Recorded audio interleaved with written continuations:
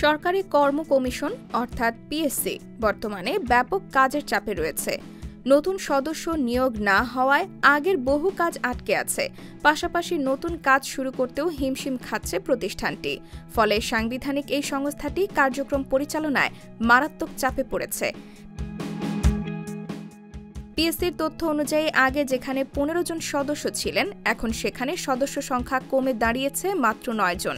একটি সূত্র জানায়, নতুন সদস্য নিয়োগের পর তাঁদের নিয়ে সামাজিক যোগাযোগ মাধ্যমে সমালোচনা শুরু হয়। কারণ নতুন নিয়োগ পাওয়া কয়েকজন সদস্য বিগত সরকারের ঘনিষ্ঠ বলে সমালোচিত হচ্ছিলেন।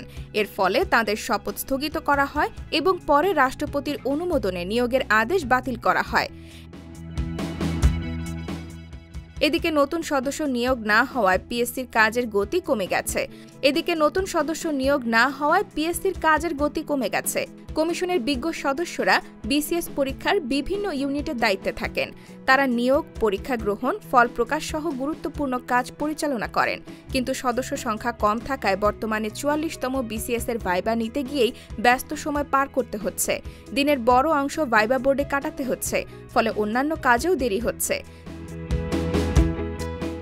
পিএসসির নতুন চেয়ারম্যান মোবাশ্বের মনে করেন, নতুন সদস্য নিয়োগ হলে কমিশনের কার্যক্রমে গতি আসবে। তিনি আশাবাদী যে সরকার দ্রুত এই নিয়োগ সম্পন্ন করবে, যাতে পিএসসির কাজ আরও দক্ষতার সঙ্গে সম্পন্ন করা সম্ভব হয়।